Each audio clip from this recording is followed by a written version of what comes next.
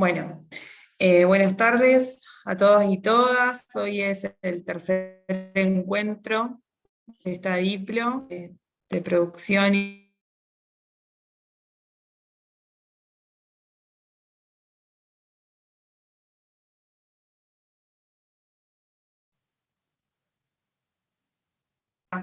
ir conformando los grupos para quienes desean hacer el trabajo final en grupo.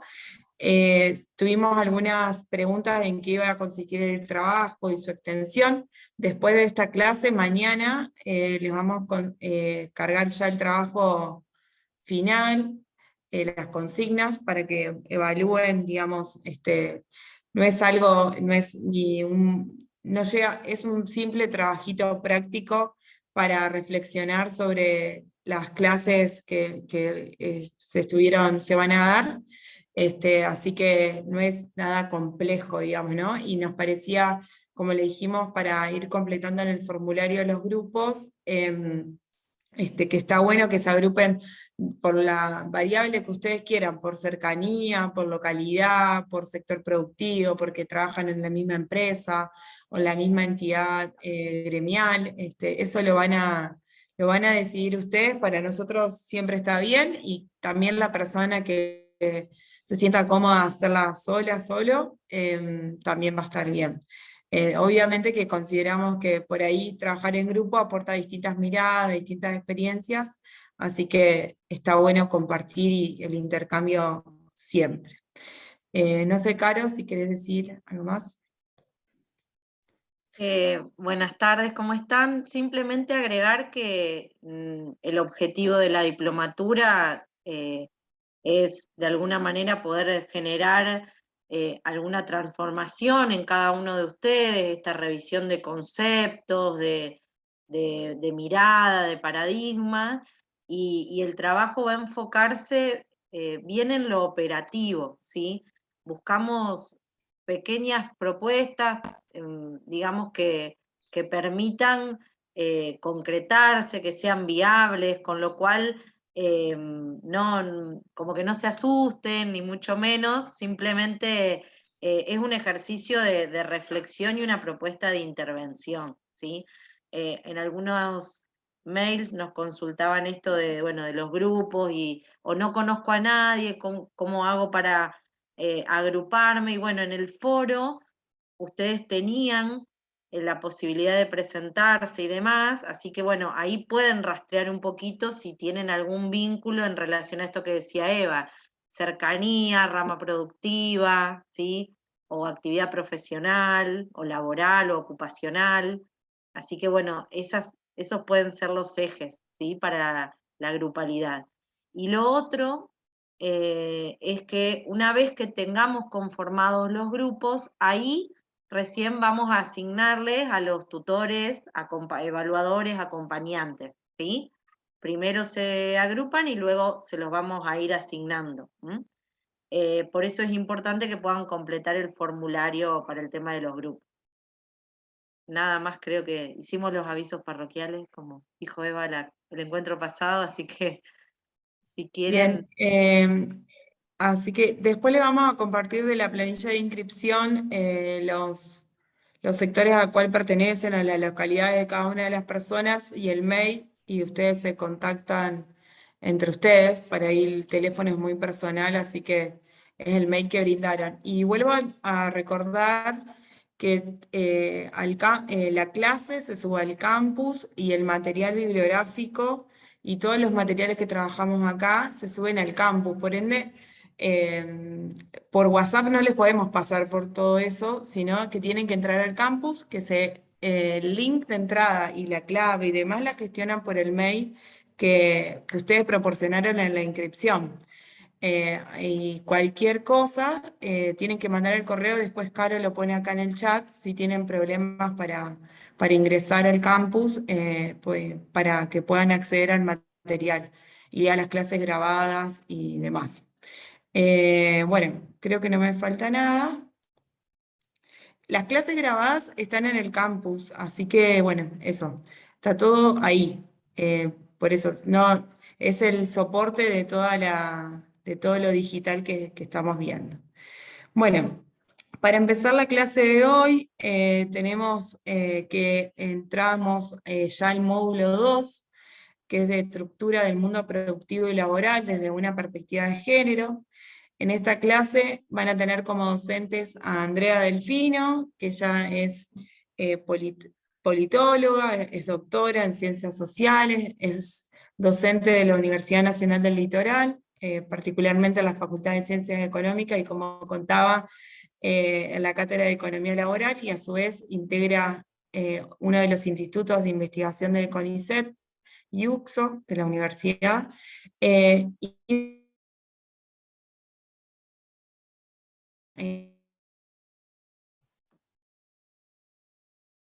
expusimos en el programa, es sobre la división sexual del trabajo y sus consecuencias sobre la autonomía económica, el cuidado como vector de la desigualdad y sus implicancias en la incorporación al mundo del trabajo y producción de las mujeres y disidencias, aportando algunas características nacionales y provinciales. Así que bueno, los dejo con André, y estamos acá por cualquier cosa. Bueno, hola a todos y todas. Gracias por estar acá, gracias al Ministerio, a Eva particularmente y a Caro de la UNRAF por la invitación a participar y por, bueno, hacer tan llevadera todas las gestiones para que organicemos esto, porque fue todo súper sencillo de organizar. Así que, bueno, nuevamente gracias por la invitación y gracias a todos por estar acá escuchando. Yo les voy a compartir un PowerPoint. La idea es que yo voy a hacer una exposición, pero siéntanse absolutamente libres para parar, abrir el micrófono, preguntar, hacer comentarios, eso, libertad total para cortarme, digamos. Siempre que quieran o necesiten cortarme, me cortan sin ningún tipo de problema. Yo les voy a presentar un PowerPoint y también después se los voy a dejar, se los voy a pasar a Caro y a Evita para que lo suban al campus por si lo necesitan, si lo quieren volver a ver con más detenimiento. Tal como les decía Evita, hoy la idea que me transmitieron de poder trabajar hoy son básicamente un poco los conceptos de división sexual del trabajo, que vamos a ver qué implica eso, qué supone pensar en términos de trabajo y de división sexual del trabajo específicamente, y también cómo eso se vincula con un concepto, podríamos decir, nuevo, entre comillas, nuevo en términos de concepto, no porque las actividades no existieran, pero nuevo en términos de la visibilidad pública que está teniendo el concepto en los últimos años y la explosión que ha tenido el uso del concepto, sobre todo a partir de la pandemia en nuestro país, que es el concepto de cuidados y cómo esto nos sirve para pensar, o mejor, rediscutir el concepto de trabajo. Yo les voy a compartir el Power, pero como les decía, total tranquilidad para cortarme por ahí. Si ustedes hablan por el chat, a lo mejor yo estoy concentrada y no los veo, pero siéntanse libres de abrir el micrófono y cortarme, sin problema. André, sí. Si te parece, para facilitarte la tarea, vamos relevando las consultas y después las vamos compartiendo al final. Genial. ¿Querés? Genial, sí, porque yo soy de las que no puede caminar y comer chicles. Si hablo no puedo ir mirando el chat, me distraigo. Tranquila, Sí, tranquila que estamos en equipo. Buenísimo. ¿Ahí se ve? Sí, perfecto. Bien, bárbaro entonces. Bueno, entonces, a ver, vamos a empezar entre todos primero, entre todos juntos. Antes de ponerle la primera filmina, vamos a ver si debatimos un poquito. Si tuvieran que si viene un extraterrestre, supongamos que viene un extraterrestre y les pregunta a ustedes a qué consideran trabajo, ¿qué dirían? ¿O qué contiene el trabajo? ¿A qué los humanos llamamos trabajo? ¿Qué podrían decir? Porque bueno, cuando hablamos de división sexual del trabajo, además de género, ahí, de la cuestión de género, ahí tenemos incluida un elemento que es central, que para poder pensar la división sexual del trabajo tenemos que pensar en la categoría madre que está detrás de todo esto, que es la categoría de trabajo, ¿no es cierto? Entonces, ¿qué podríamos decir que es el trabajo? Tiene una remuneración. Tiene una remuneración, bárbaro. Ahí vamos. Una de las cosas es una actividad remunerada. Acá También están diciendo que no siempre es remunerada, que a veces es remunerada y a veces no en el chat. Muy bien, a ver, ¿qué más? cualquier actividad, dice en el chat también, que implique un esfuerzo físico. De última nos vamos, me llevo de una disparada hasta los sueldos que la veas, si le gusta. Claro. Remunerado ya es cuando ya está directamente regulado. Ajá, a ver, entonces puede haber trabajo regulado, eso supondría pensar que puede haber trabajo regulado o no regulado, que cuando está regulado hay remuneración, por lo que dice la No en compañía. todos los casos se dan en los hechos igualmente, pero... ¿Cómo? Que no en todos los casos que está regulado se da efectivamente en la práctica, no obstante eso tiene una regulación de base, una normativa. Exacto, sí, bien, bien. Para mí es el hacer algo, el producir algo, el hacer, digamos, del verbo hacer, ya sea Sí. intelectual, material y sin evaluar lo económico o la devolución económica. No siempre hay una devolución, no siempre está legislado, no siempre... todos los días es hacer, el moverme es trabajar. Exacto, bien, puede ser. Vamos, ahí estamos teniendo un montón de cosas en todo lo que están diciendo. Está muy bien, está perfecto todo lo que están planteando. ¿A alguno se le ocurre alguna otra cosa que no hayamos dicho? Una prestación de servicios a la Sí, comunidad. muy bien, sí, perfecto también, sí. El poder tener un trabajo digno, puede ser, también, ¿no? También. O sea, digamos, trabajar porque necesitas y porque querés.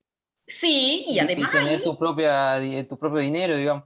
exactamente, ahí aparece una cuestión central, que nosotros, para nuestros ingresos, la mayoría de nosotros depende de nuestro trabajo, ¿no es cierto? Sí. Fundamentalmente somos sociedades que para vivir, para sustentarnos materialmente, dependemos de nuestro trabajo. Ahí hay una cuestión que es central, muy bien.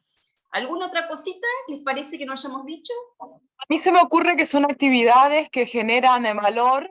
Sí. Ese valor puede ser traducido en una remuneración económica, puede ser traducido en una satisfacción personal, como algún trabajo en alguna asociación civil, que son, no son trabajos en los que uno busca la recompensa personal, esa satisfacción que no tiene necesariamente un valor económico. O en instituciones religiosas, digamos, por ahí, con cosas que para uno tienen valor. No necesariamente el valor está asociado a algo económico. Económico, perfecto, está muy bien. Yo creo que muchas veces, por ejemplo, la actividad doméstica que las mujeres hacemos en el día a día, no hay remuneración económica. Y es una actividad que la tenemos que hacer mañana, tarde y noche. Exacto. Pero bueno, es una actividad que generalmente está relacionada, no significa que los hombres no la puedan realizar, yo creo que eso en los últimos años se ha ido modificando y hoy el hombre, el compañero, nos ayuda porque la mujer tiene que salir a trabajar, pero bueno, si bien no es un rédito económico, obviamente estamos hablando de lo que es la atención de la casa, del hogar.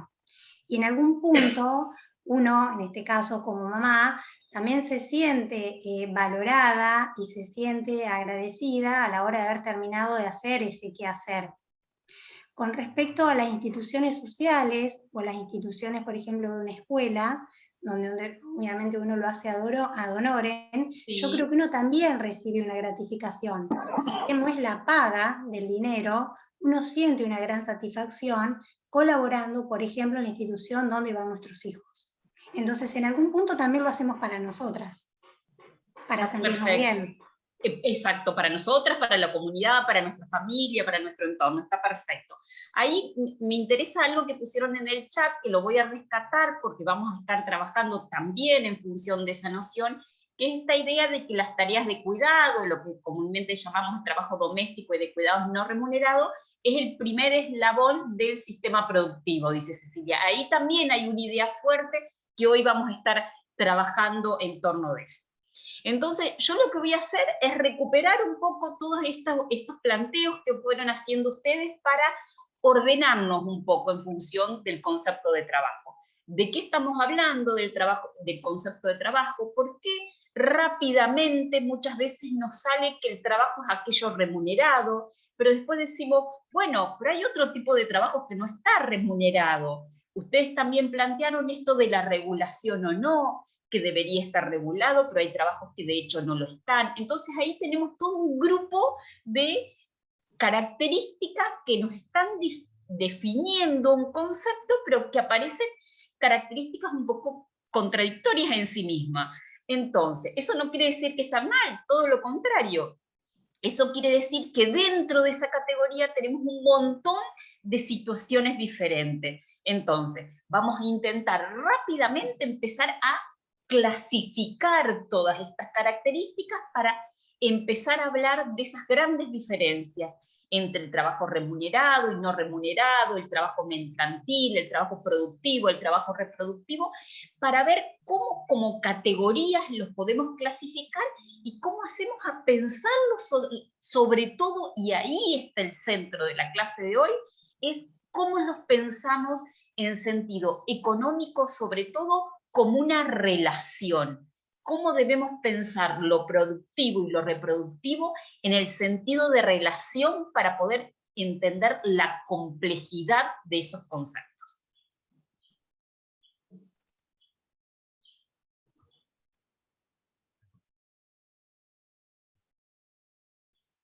Bueno, y ahora empiezo con los problemas técnicos. Ah, no, ya encontré cómo pasar. Ya no estaba encontrando cómo pasar. ¿Pasó la filmina?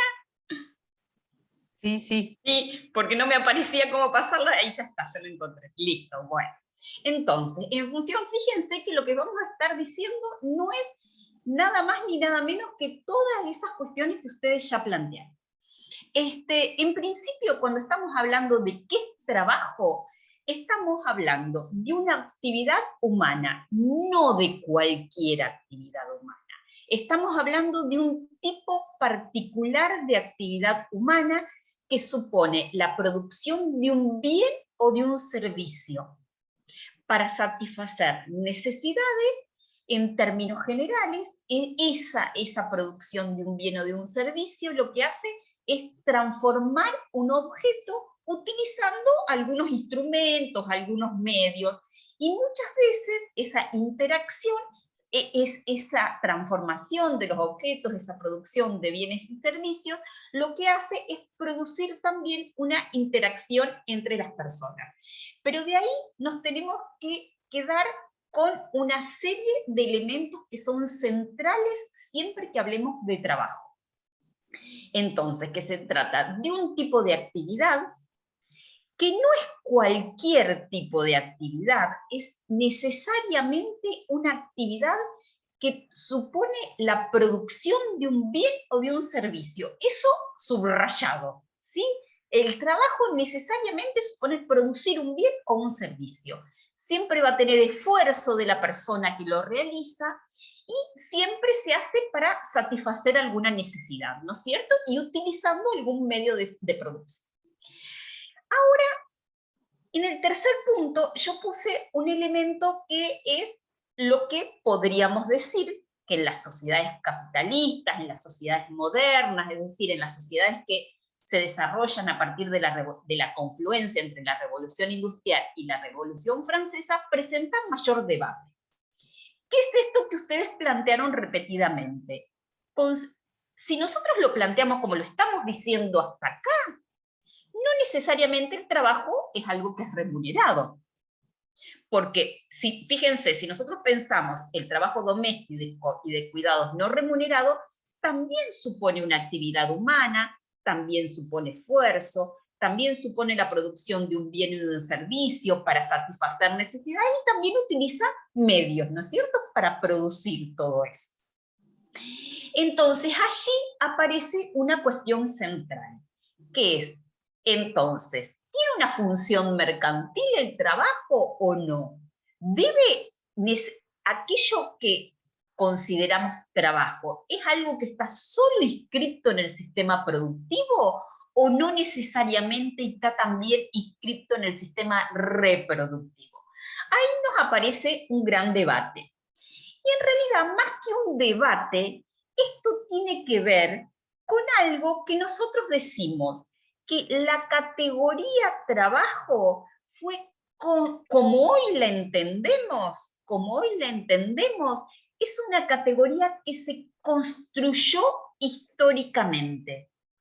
Y en esa construcción histórica que hubo del concepto de trabajo, hubo una tendencia a pensar el trabajo solo como el trabajo productivo, solo como el trabajo que requiere una remuneración. A tal punto, ahora vamos a ver ejemplo, a tal punto que la sociedad dejó de considerar a las otras formas de trabajo, es decir, a las formas no productivas y no mercantiles, como trabajo. Pero eso no necesariamente quiere decir que sea así, sino que es la manera histórica en la cual la categoría, como sociedad, construimos la categoría de trabajo. Vamos a ver que después, sobre todo a partir del cuestionamiento, sobre todo que viene del movimiento feminista a partir de las décadas del 70 y del 80 de nuestro siglo, viene con fuerza a ser revisado ese concepto. Desde el movimiento feminista comienzan a plantear, bueno, no, pará, trabajo no es solamente el remunerado, el que se da en el mercado, porque, como decían ustedes también en el chat, hay todo un otro trabajo necesario, pero no remunerado, para que el trabajo productivo, pueda ser realizado, ¿sí? Entonces vamos rápidamente a ver qué pasó allí en el medio, que como sociedad construimos esa rápida asociación entre entre las categorías de trabajo y de trabajo remunerado, y cómo después el movimiento feminista para las décadas del 70 y del 80 comenzó a cuestionar esa construcción del concepto de trabajo, ¿sí? Fíjense, un ejemplo claro de esto que estamos diciendo es, si nosotros miramos las estadísticas laborales, si miramos cómo el INDEC, el Instituto de Estadísticas y Censos a nivel nacional, computa el trabajo y dice cuántas personas hay trabajando, cuántas hay desocupadas, a las personas que realizan trabajo no remunerado, ¿cómo las considera?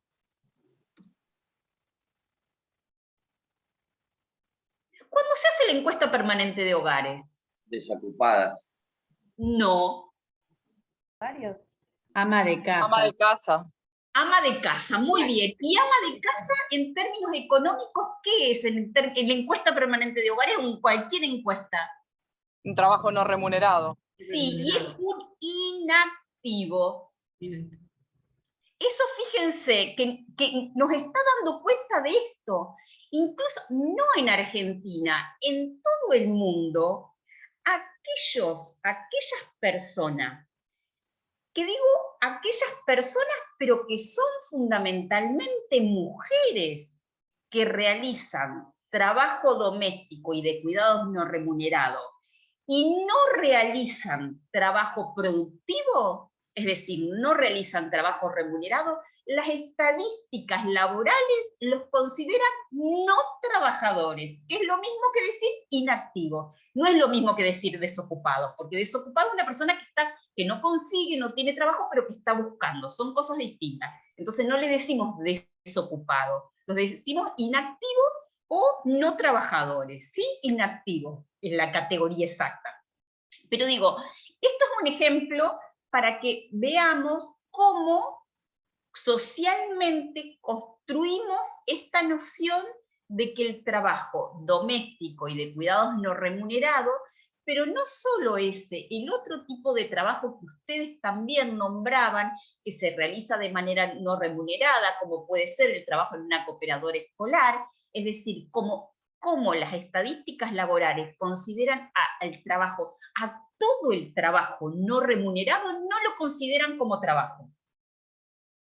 Fíjense que no por nada, durante mucho tiempo, al trabajo doméstico y de cuidados no remunerados se les decía actividades domésticas. Ni siquiera se usaba la palabra trabajo para denominar. ¿Sí? Vamos a ver que en las últimas décadas, fundamentalmente desde la década de 1990 en adelante, incluso las estadísticas se empezaron a preocupar de medir ese trabajo, porque en realidad empezó a tomar más que nada a valorizarse e intentar comprender el lugar que ese trabajo tenía en el funcionamiento económico de la sociedad en general también, y el aporte que el trabajo doméstico y de cuidados no remunerados hace al sistema productivo. Ahora ya lo vamos a ir viendo con detalle. ¿Cómo se da este proceso? ¿Cómo se da el proceso a partir del cual la sociedad, nosotros como sociedad, construimos esa casi sinónimo entre trabajo y trabajo remunerado? Eso se da a partir de un momento histórico particular, que es el surgimiento de la sociedad moderna. A partir del surgimiento de la sociedad moderna, es decir, de la confluencia entre la Revolución Industrial y la Revolución Francesa, se dan dos procesos. Por un lado, sabemos que se produce la generalización de las relaciones de producción capitalistas por un lado, y por el otro lado se empieza a dar lo que hoy consideramos como público y privado, antes no existían como esferas separadas.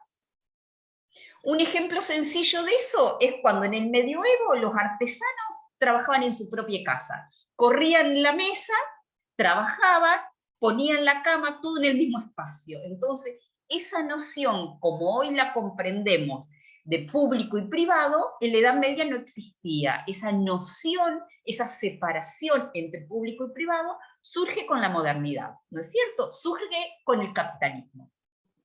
¿Por qué? Porque los trabajadores empiezan a salir de sus casas. Las personas empiezan a salir de sus casas, ¿y a dónde se van a trabajar?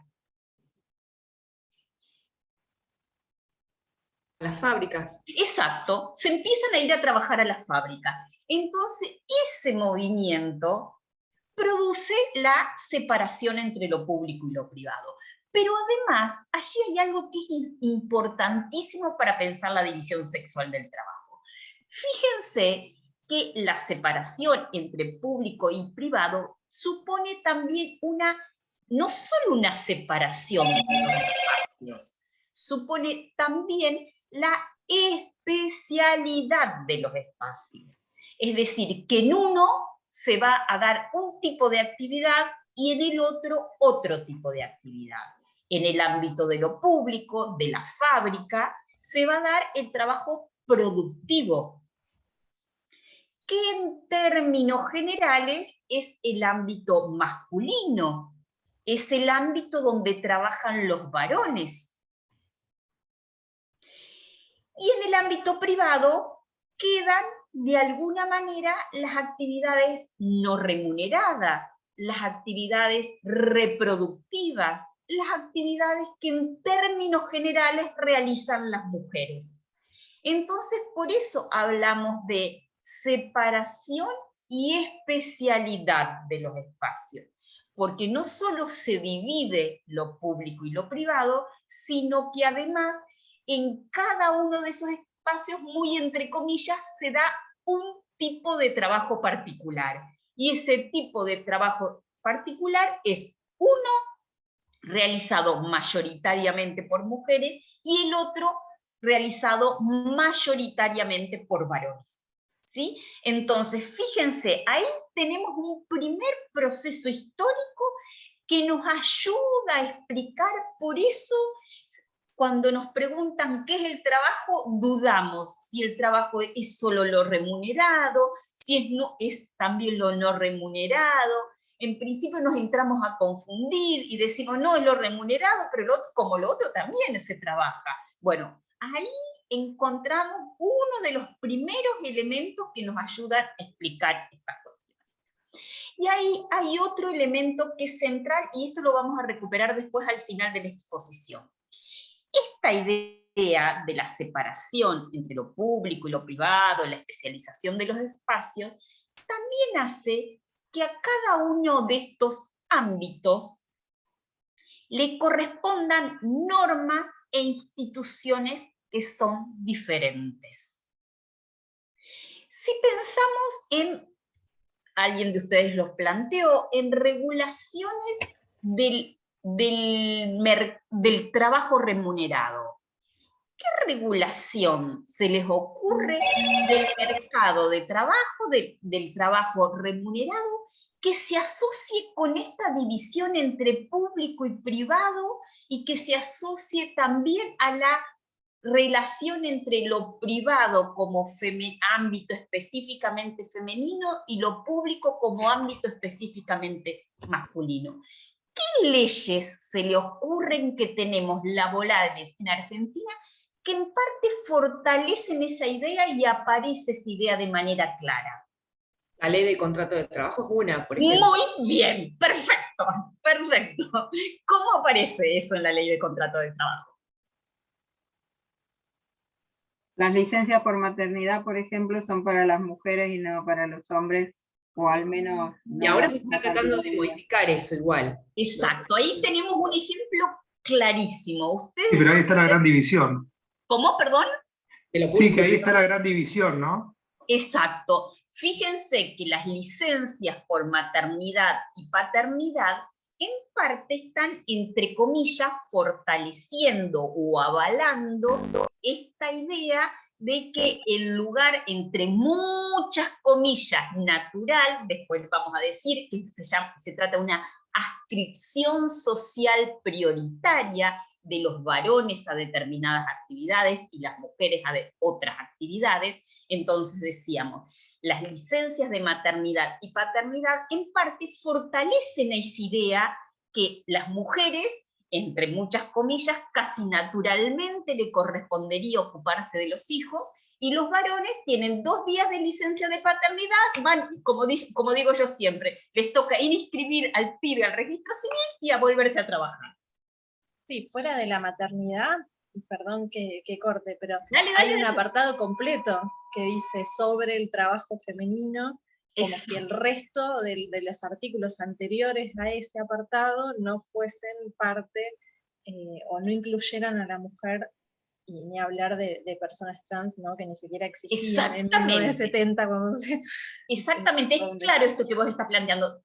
Las licencias de alguna manera es como la plasmación lo más cristalino de eso, ¿no es cierto? Pero verdaderamente, incluso en esto, después vamos a volver sobre esto, toda la cuestión de las actividades de cuidado que existían en la ley, siempre existieron en la ley de contrato de trabajo y nunca llegaron a reglamentarse, y recién este año llega a reglamentarse ese articulado particular de la ley de contrato de trabajo, siempre hablaba de aquellas trabajadoras que tuvieran hijos para cuidar, ¿no es cierto? Es decir, si un varón tenía hijos y trabajaba, problema de la mujer. La ley de contrato de trabajo de la década del 70 no contemplaba la situación de los varones que tuvieran hijos y fueran trabajadores. Es decir, el problema, entre comillas, era si una mujer trabajaba y tenía hijos, tal es así el lugar que ha tenido eso, que ese articulado nunca la ley de contrato de trabajo de la década del 70 nunca se reglamentó, y recién se reglamentó este año con un cambio diferente que abarca tanto a varones como mujeres que tienen, digamos, responsabilidades de cuidado. Ya sobre el final lo vamos a ver. Pero fíjense, esto que estamos diciendo de cómo existen instituciones y normas que de alguna manera lo que hacen es cristalizar, fortalecer esas ideas que teníamos, así como decíamos, las estadísticas laborales contienen en su interior esa idea de que trabajo es solo lo remunerado. Las leyes laborales también contienen otras ideas. por ejemplo, la idea de que la adscripción prioritaria de la mujer es a las tareas de cuidados y al trabajo doméstico y de cuidados no remunerados, y de los varones a las actividades productivas, y decíamos, una de las maneras claras de verlo es las licencias las licencias de paternidad y maternidad. Como decía la compañera, no las únicas. La noción de salario familiar también viene de esa idea, ¿no es cierto? Lo que son todas las asignaciones familiares y el salario familiar también está basado en esta idea de que el proveedor fundamental es el varón y su salario le debe, entre comillas, alcanzar para mantener a la familia, ¿sí? Era una manera de que a través de las instituciones se fortalecía esta noción de que el lugar, entre comillas, natural de la mujer era el espacio de lo doméstico. Es decir, no solo son ideas que se construyeron a partir de la modernidad, esas ideas también quedaron plasmadas en leyes, quedaron plasmadas en instituciones y quedaron plasmadas en las estadísticas laborales y en millones de otras cosas. Por eso nosotros decimos, esta separación entre lo público y lo privado, con lo que supone en su interior, contuvo también instituciones y normas que fueron avalando estas ideas, ¿sí? ¿Hasta ahí vamos bien? Sí. Bueno, bárbaro. Sí, sí, perfecto. Me paran cualquier cosa, ¿eh? No hay problema. Yo tengo una duda. Dijiste Dale. un concepto que no alcancé a entenderlo, no la conozco la palabra. Dale. Astricción, algo así. Adscripción prioritaria. Ahora lo volvemos a ver, pero te lo adelanto. La idea de adscripción prioritaria de los varones a las actividades productivas y de las mujeres a las actividades reproductivas es la idea de que socialmente se entiende que ese es el lugar donde debe estar cada uno de ellos.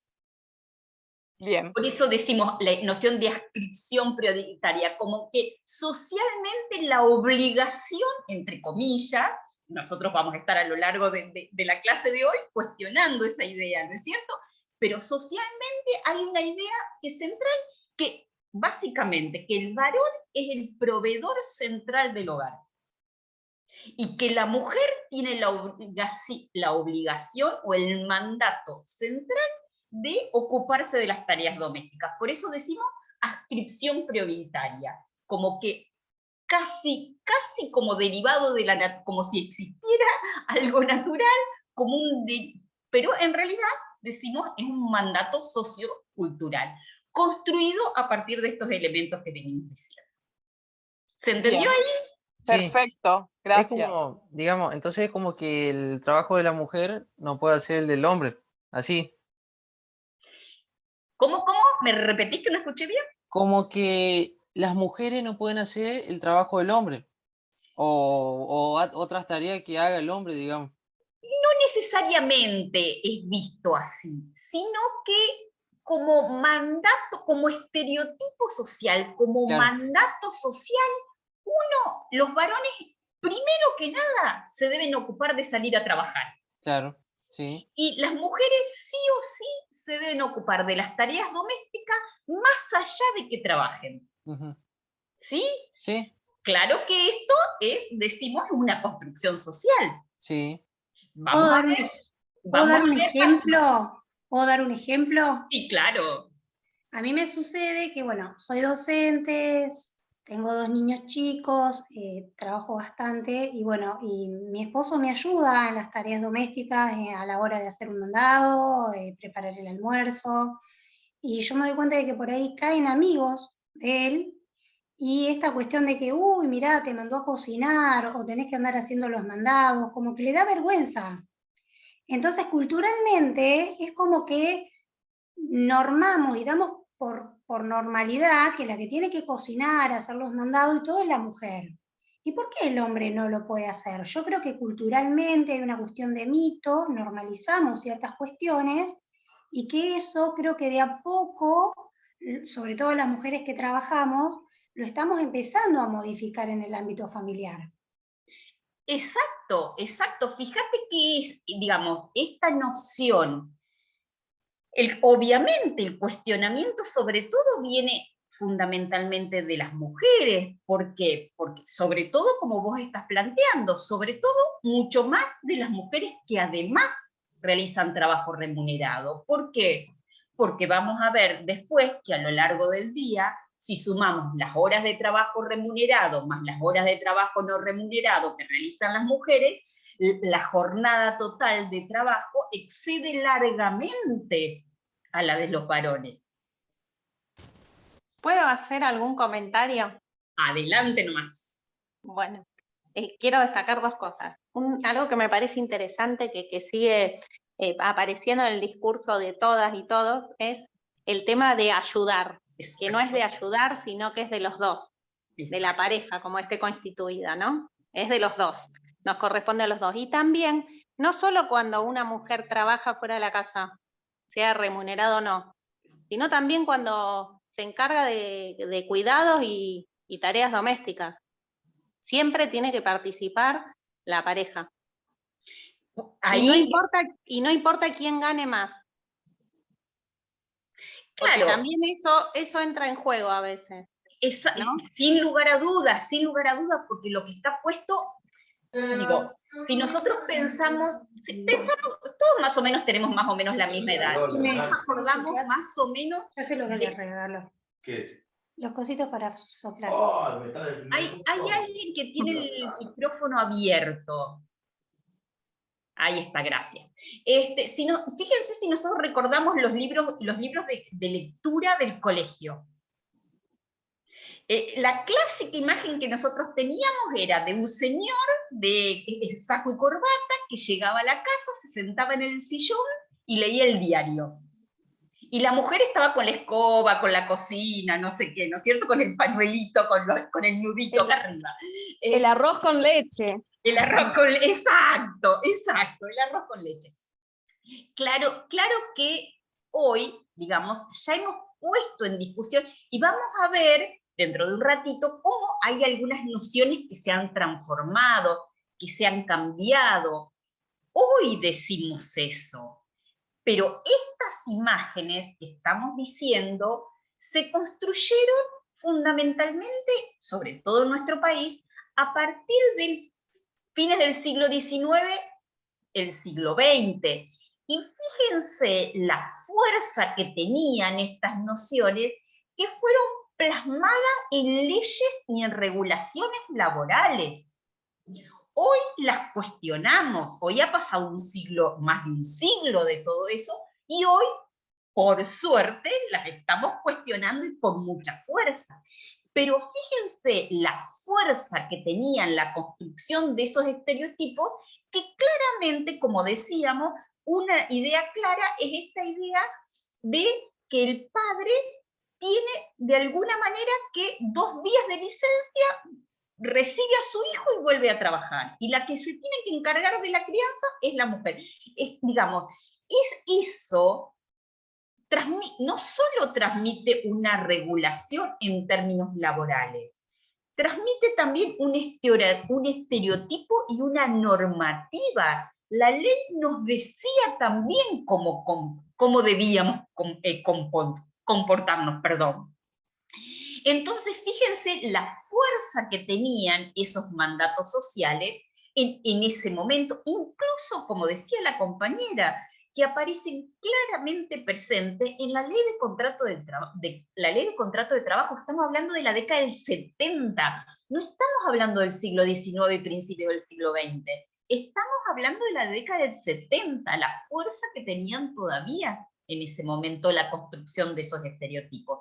En ese momento, para las décadas del 70, 80, cada vez con más fuerzas estas ideas empiezan a ser cuestionadas. Sí, pero claramente, de hecho, la idea de salario familiar, la existencia de un salario familiar, que el hombre tuviera una buena remuneración para que la mujer, entre comillas, no necesitara salir a trabajar, fue una idea apoyada globalmente me estoy refiriendo al mundo occidental, por los sindicatos, que eran fundamentalmente masculinos. Sí, es cierto. ¿Por qué? Porque la mano de obra femenina aparecía como una amenaza a la baja de los salarios. Si había mayor disponibilidad de mano de obra en el mercado de trabajo, los salarios masculinos iban a caer. Entonces, digamos, diferentes instituciones, no solo el Estado, incluso el movimiento obrero fue quien más, centrado fundamentalmente en una fuerza de trabajo masculinizada, digamos, participó de la construcción de todas estas normativas que cristalizaban esa construcción de estereotipos. Entonces, también admitamos que había como un mandato muy fuerte hacia los hombres de que tenían que ser el proveedor. Claro, el mandato es en ambos sentidos. El hombre que no hubiera podido mantener a su familia porque su sueldo no alcanzaba, por lo que fuera, era una vergüenza, un disvalor total, digamos. Claro que sí, el mandato es en ambas direcciones, de ahí viene la idea del vago que no quiere trabajar, seamos sinceros, la idea del vago que no quiere trabajar está asociado a eso también. ¿Sí? Entonces los mandatos son en ambas direcciones.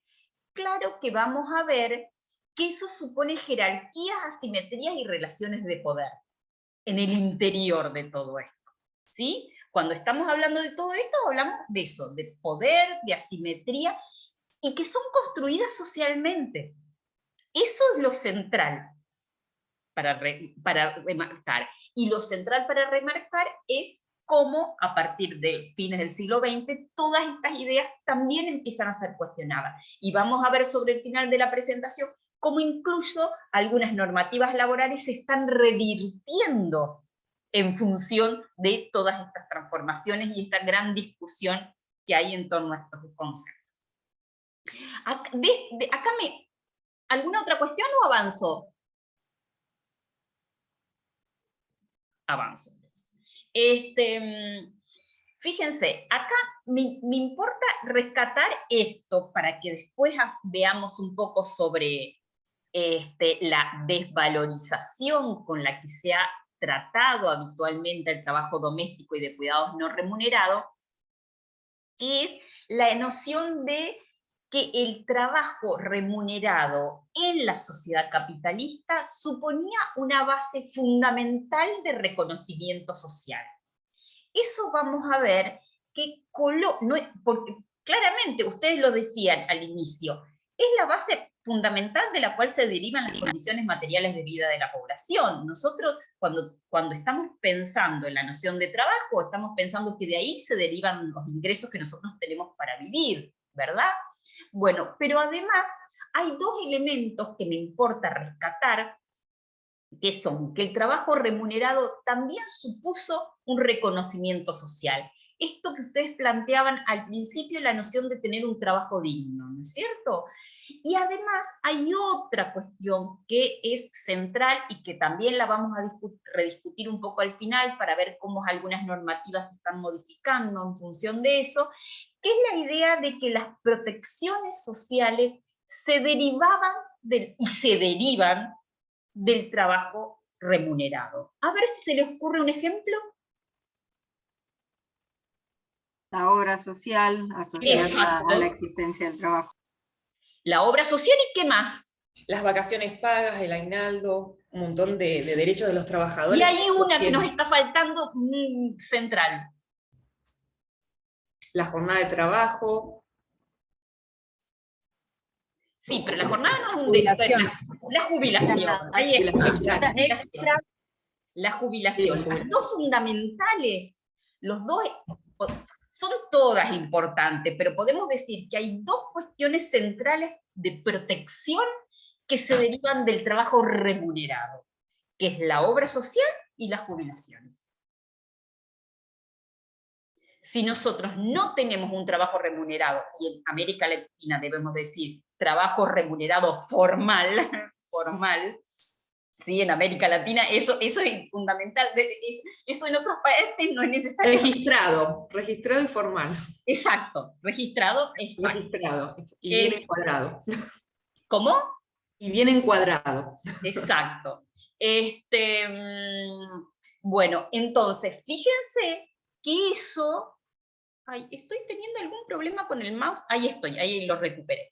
Entonces, fíjense que eso es central para dar cuenta de cuán valorizado es en la sociedad moderna el trabajo remunerado. Y a su vez podemos decir, por opuesto, cuán desvalorizado es el trabajo doméstico y de cuidados no remunerado, que decíamos, las estadísticas no lo reconocen como tal, y si uno no tiene un compañero que de alguna manera aporte a la obra social y como extensión tenga toda la familia esa obra social, una persona que solo realiza trabajo doméstico y de cuidados no remunerados no tiene obra social, derivada del trabajo. Lo mismo pasa con las jubilaciones.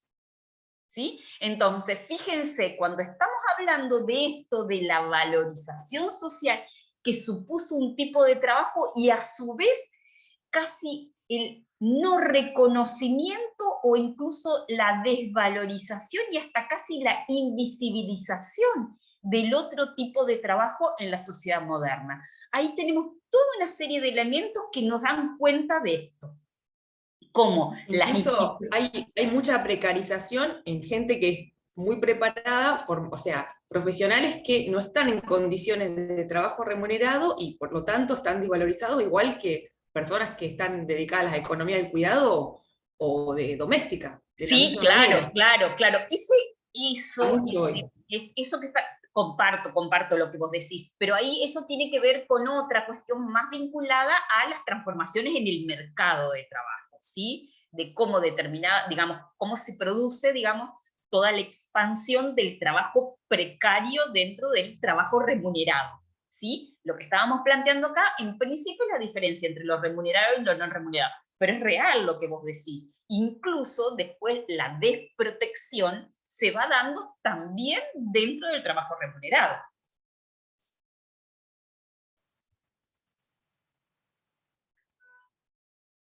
Bueno, acá veníamos más o menos lo que ya veníamos planteando. En realidad, entonces, esta noción de trabajo remunerado, valorizado, coloca de alguna manera a las otras formas de trabajo, a todo lo que es el trabajo voluntario y el trabajo doméstico y de cuidados no remunerados, que serían las dos formas que englobaría el trabajo no remunerado, el voluntario y el doméstico y de cuidados no remunerados,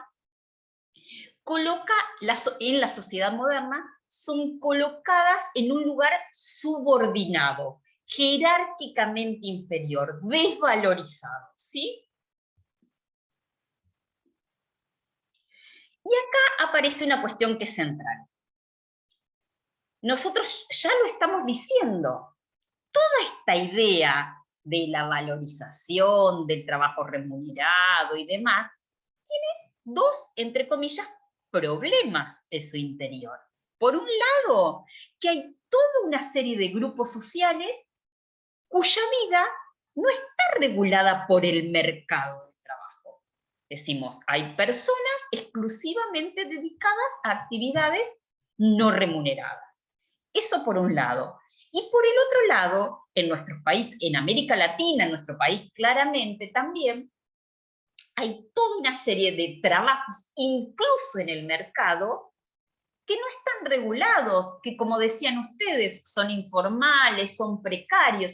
Entonces, esa idea tan hegemónica de trabajo remunerado como algo hegemónico, el trabajo en la modernidad, que comporta protecciones, que comporta valor, que comporta reconocimiento social, se nos empieza a hacer agua si miramos la diversidad de grupos. Y vemos que esa noción, en definitiva, abarca a podríamos decir, un grupo bastante más reducido de personas. Solo podemos decir un grupo de personas bastante reducidas, en realidad, están vinculadas a esa noción que consideramos hegemónicamente construida en la modernidad de trabajo. Y allí, esto más o menos ya lo estuvimos viendo, decíamos, el trabajo doméstico y de cuidados no remunerados también es forma parte de la división del trabajo, requiere tiempo, energía, está separado, por eso también lo consideramos trabajo. Y hay una cuestión que me importa, pero yo creo que me pasé, no, todavía. Hay una cuestión que me importa señalar que es central acá. ¿Por qué es fundamental pensar el lugar económico que el trabajo doméstico y de cuidados no remunerado tiene en el sistema económico como un todo? Lourdes Venería dice que el trabajo, ella lo llama de reproducción, pero podemos hablar de trabajo doméstico y de cuidados no remunerado, trabajo reproductivo, tiene 3 funciones centrales en la sociedad. Uno es la reproducción social. Ahora los vamos a ver cada uno. El segundo es la reproducción biológica. Y el tercero es la reproducción de la fuerza de trabajo. ¿Qué estamos diciendo con todo esto? Nada más ni nada menos que para que los y las trabajadoras que van mañana a trabajar a cualquier empresa, a cualquier kiosco, a cualquier comercio, que salen de sus casas a trabajar, para ir mañana a trabajar, hoy tuvieron que tener sábanas limpias, que comer, ¿sí? Que bañarse, que utilizar, como decíamos al principio, una serie de bienes y servicios para reproducirse que no forman parte del circuito mercantil, es decir, que supusieron el uso de trabajo no remunerado. Entonces, el trabajo doméstico y de cuidados no remunerados tiene un componente que es central, que es reproducir la fuerza de trabajo. Nadie puede ir a trabajar mañana si no comió, no tuvo ropa limpia, si no durmió, no tuvo sábanas y demás. Pero además, hay un segundo componente que es biológico y que también se da fuera del mercado, que es para que en la generación que viene haya trabajadores, los niños se educaron y se tuvieron dentro de un hogar, fuera de los mecanismos del mercado.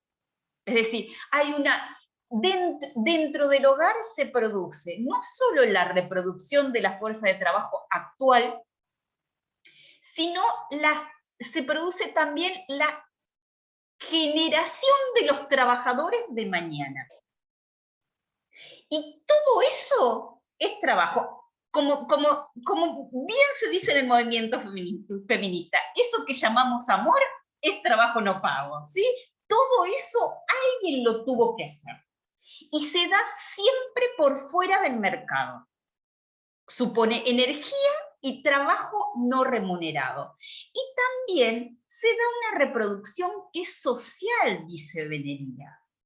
¿Qué quiere decir que la reproducción es social? También, no solo es biológica para la generación siguiente y de la reproducción de la fuerza de trabajo, sino que al interior del hogar, junto con la escuela, podríamos decir, aprendemos normas y valores para insertarnos en el mercado de trabajo. Yo siempre le digo a mis alumnos de economía laboral, alguien nos dijo que el primer día de trabajo no podemos ir a putear a nuestro jefe. No podemos estamparle la puerta en la cara el primer día de trabajo cuando nos dijo algo que no nos gustó. Esos valores los incorporamos en algún momento, en la escuela o en la familia, y alguien nos lo tuvo que enseñar. Entonces, el componente, esto nos explica por qué, incluso desde el punto de vista económico, es central pensar la división sexual del trabajo. Y es central pensar el lugar económico que el trabajo doméstico y de cuidados no remunerados tiene en el sistema como un todo. Y acá tenemos el concepto que venimos diciendo desde el inicio, ¿no es cierto? El concepto de división sexual del trabajo. ¿De qué estamos hablando cuando estamos hablando de división sexual del trabajo? Estamos hablando fundamentalmente del reparto de tareas o actividades según sexo-género. Ese reparto de tareas o de actividades según sexo-género tiene dos grandes dimensiones. Una es la que veníamos hablando, que es esto que decíamos de la adscripción prioritaria de los varones a las actividades productivas y de las mujeres a las actividades reproductivas. Ahí tenemos un tipo de división sexual del trabajo. Pero un segundo tipo de división sexual del trabajo está en el ámbito de la producción y supone la existencia de lo que generalmente llamamos actividades, entre comillas, típicamente femeninas y otras típicamente masculinas, ¿no es cierto? La altísima presencia de mujeres en los sectores de salud, de educación, de trabajo doméstico remunerado o servicio doméstico, que es lo mismo. En Argentina el 98% de las personas que realizan trabajo doméstico remunerado son mujeres, ¿sí? Lo mismo pasa con la adscripción prioritaria o aquellas actividades consideradas típicamente masculinas, como son los rubros de construcción, como es la altísima presencia masculina en algunas profesiones, como por ejemplo las ingenierías, que vamos a ver que eso también está cambiando un poco, en algunos sectores de la medicina, que a su vez, y acá hay otra cuestión que es central, y aquí va, no, esta no, quiero mostrarles esta. Fíjense que no solamente esa segmentación del mercado de trabajo en actividades típicamente femeninas y típicamente masculinas, no solo supone que unos se ocupan de una cosa y otros supone que se ocupan de otra, que hasta podría ser lógico y natural. El gran problema, ¿cuál es? Es que esa separación implica jerarquías.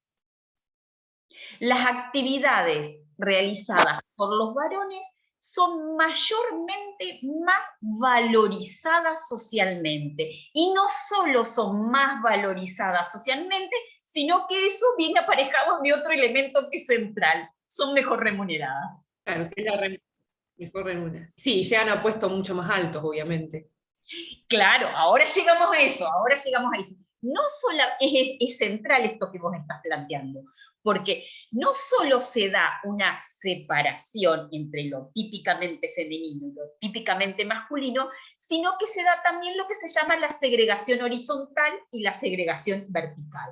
Es decir, que incluso en aquellas actividades, como plantea la compañera, incluso en aquellas actividades donde la presencia mayoritaria es de mujeres, se da que en los escalones más altos de la pirámide, en términos de jerarquías laborales, hay varones. Entonces, la jerarquía se da de distinta manera. Esto que hablamos de separación que comporta jerarquía. Hay trabajos más valorizados, los trabajos más valorizados generalmente son los masculinos, claramente son más remunerados, pero a su vez, dentro de las organizaciones, el ascenso es prioritariamente masculino. Es muy interesante, hay una investigadora de Buenos Aires que reconstruyó un poco cómo se dan también, porque esto que decimos, digamos, se produce en la práctica de distintas maneras, digamos, hay formas lógicas, podríamos decir, en que esto se lleva adelante, ¿no es cierto? Y ella reconstruía, estudió grupos de ingenieros, ¿no es cierto? Ingenieros e ingenieras. Y es sumamente interesante, parece risueño, pero es sumamente interesante, porque ella lo que veía era que era muy habitual que en aquellas empresas donde había mucha presencia de ingenieros e ingenieras mujeres, entonces ella estudió cuáles eran los canales de ascenso. ¿Por qué los varones en esas empresas ascendían más que las mujeres? ¿Y saben qué encontró? Una de las lógicas que daban cuenta de eso? El fútbol de los viernes. ¿Por qué? Porque las decisiones se tomaban en el tercer tiempo del fútbol de los viernes. Obviamente, al fútbol de los viernes de esa empresa iban solo a trabajar los varones. Y allí entre comillas, se cocinaban los mecanismos de ascenso de esa empresa.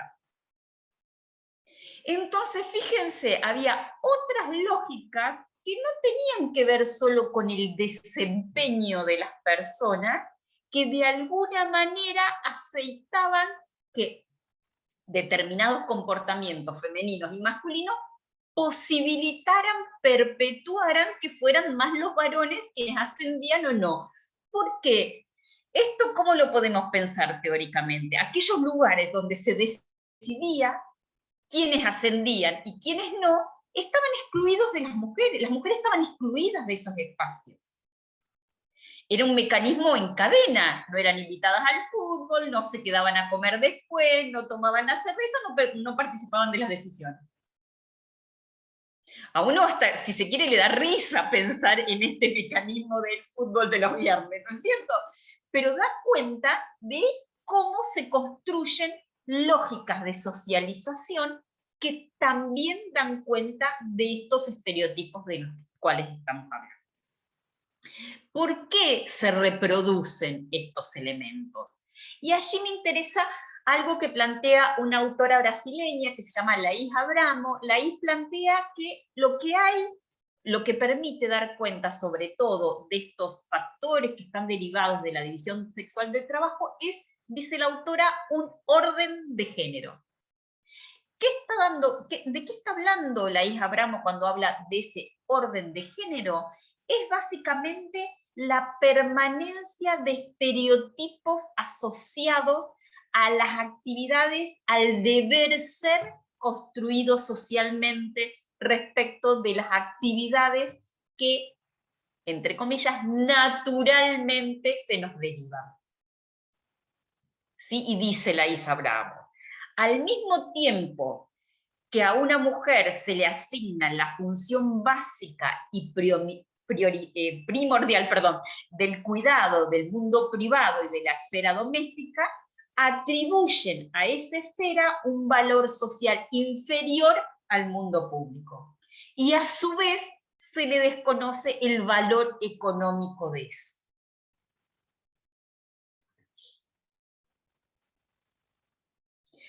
Y ahí me interesa, esto más o menos ya lo estuvimos hablando, quiero pasar para que terminemos. Hay algunas cuestiones que es interesante. Eso llevó siempre a pensar que la mujer era una fuerza de trabajo secundaria. Es decir, la fuerza de trabajo central era la masculina y la mujer aparecía como una fuerza de trabajo secundaria. Hay autoras que dicen, bueno, esa idea, sobre todo a partir de mediados del siglo XX, puede ser bien puesta en cuestión. ¿Por qué? Porque hoy las mujeres tienen incluso mayores niveles educativos que los varones. Porque la participación de la mujer en el mercado de trabajo no solo crece casi sin interrupción. En nuestro país, desde el censo del 47 en adelante, se ve claramente un aumento constante de la participación de la mujer en el mercado de trabajo. Porque la participación de la mujer en el mercado de trabajo es cada vez más permanente. ¿Por qué decimos esto? Porque había una tendencia a que la participación de la mujer en el mercado de trabajo era intermitente. ¿Producto de qué? De que salía del mercado de trabajo, entraba en la juventud, salía cuando tenía los hijos chicos y volvía a entrar al mercado de trabajo cuando los hijos ya, digamos, tenían determinada edad. Eso está cambiando y las trayectorias laborales femeninas están cada vez más aproximándose a las masculinas. ¿Qué quiere decir esto? Que una mujer ingresa al mercado de trabajo, puede salir por desocupación, claramente, pero la tendencia es que si una mujer ingresa al mercado de trabajo, no se produce esa salida en el periodo de, digamos, de tener hijos como era la tendencia previa. Hay ya una tendencia a permanecer. Por eso decimos que las trayectorias femeninas se parecen cada vez más a la masculina. Y hay otro elemento que aparece en toda América Latina, es que las mujeres, hay una tendencia cada vez más a achicarse la brecha entre las mujeres de los sectores populares que participan en el mercado de trabajo del resto. ¿Qué quiere decir esto? Que tradicionalmente las mujeres de los sectores medios, medios altos, participaban más que las mujeres de sectores populares en el mercado de trabajo. Esa tendencia con el tiempo se va achicando, ¿sí? Esa brecha. ¿Por qué las mujeres de los sectores medios participaban más del mercado de trabajo que las mujeres de los sectores populares? ¿Qué nos hace explicar esto? Porque podríamos decir, bueno, si son de sectores populares, necesitan mayores ingresos, deberían salir más, pero no es así. Pasa lo mismo que ahora. Tienen personas que hacen la limpieza, que cuidan a los hijos y pueden ir a trabajar. Y yo pienso que hoy los sectores, lo que está pasando es que el Estado tendría que garantizar una escolaridad hasta las, por lo menos 4 de la tarde, para que esos sectores, tanto las mujeres como los hombres, puedan ir a trabajar. Exacto, ahí está lo que plantea el compañero, es lo que explica esto, la posibilidad de tercerizar o mercantilizar parte de las actividades domésticas. Si yo tengo los recursos suficientes para contratar a una niñera, llevar a los niños a una guardería, tengo, entre comillas, más tiempo liberado para insertarme en el mercado de trabajo. Eso es lo que explica la mayor presencia, eso por un lado, y claramente por el otro lado, elementos más asociados con la autonomía, con el nivel educativo. Claramente es más fácil, o por lo menos fue hasta hace un tiempo atrás, más fácil insertarse en el mercado de trabajo con mayores niveles educativos, porque también comportaba sueldos mejores, claramente, ¿no es cierto? Entonces, esos elementos es lo que nos permitía explicar esas brechas. Esas brechas se van haciendo cada vez más chiquitas, ¿sí? Entonces hay una tendencia, tanto... Hay autores que dicen, bueno, por diferentes causas también. En los sectores medios, medios altos, en los sectores acomodados, la participación de la mujer en el mercado de trabajo se da también por la necesidad de buscar mayores niveles de autonomía. En los sectores populares muchas veces se da por necesidades económicas, la inserción de las mujeres, ¿sí? Digamos, habría factores de distinto tipo que explicarían la mayor inserción de las mujeres. Pero el dato que es real es que en nuestro país con claridad se ve a partir del censo del 47 un aumento que va paulatino hasta básicamente principios del siglo XX, del siglo XXI, es un crecimiento constante de la participación de las mujeres en el mercado. Bueno, esto era más o menos lo que veníamos diciendo. Otras cosas, ya las hablamos, quiero llegar un poquito a lo descuidado, por eso me voy apurando. Ya lo dijimos, de cualquier manera se produce esta jerarquización también de las actividades. La participación de las mujeres en el mercado de trabajo se da, sobre todo hay más mujeres en el sector informal. Si nosotros miramos la composición de la economía informal, del sector informal, allí la presencia de mujeres es mayor. Si miramos la composición de la desocupación, la presencia de mujeres es mayor. Si miramos la composición de trabajadores precarios, trabajadores y trabajadoras precarias, la presencia de las mujeres es mayor. Y claramente, si miramos las brechas de ingreso, la brecha es favorable siempre a los varones. ¿Por qué sobre todo? Porque la presencia de las mujeres en el mercado de trabajo se da muchas veces a tiempo parcial. Eso nos explica sobre todo la brecha de ingreso. Las mujeres trabajan menos horas. ¿Por qué? Por lo que estamos diciendo, porque necesitan también resolver las actividades al interior del hogar. Eso hace que no podamos entender la participación de las mujeres en el mercado de trabajo si no entendemos el lugar reproductivo de la mujer. El día tiene 24 horas para todo el mundo.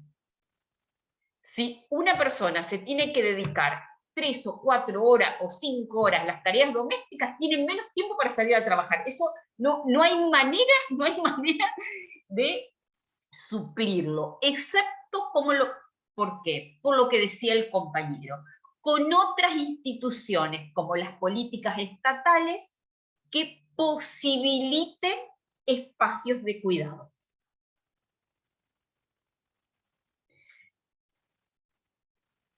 Y acá, bueno, esto también ya más o menos lo estuvimos hablando. Fíjense las tasas de actividad y las tasas de desempleo, la brecha, esto es Argentina de hace un par de años atrás.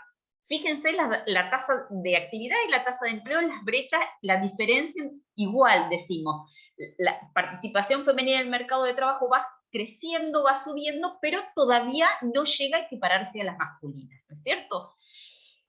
Aproximadamente se considera que las mujeres dedican al trabajo doméstico y de cuidados no remunerados, para que entendamos la magnitud de lo que estamos hablando, ¿no es cierto? Aproximadamente dedican 3 veces más de tiempo que los varones al trabajo doméstico y de cuidados no remunerados. Eso nos explica el por qué la participación de las mujeres, sobre todo en actividades a tiempo parcial. Aún con los cambios, aún como decía alguna de las compañeras hoy, bueno, muchas de esas cosas están cambiando, aún con todos esos cambios, las mujeres dedican todavía hoy 3 veces más de tiempo, esto es la encuesta de uso del tiempo a nivel nacional, 3 veces más tiempo que los varones al trabajo doméstico y de cuidados no remunerados.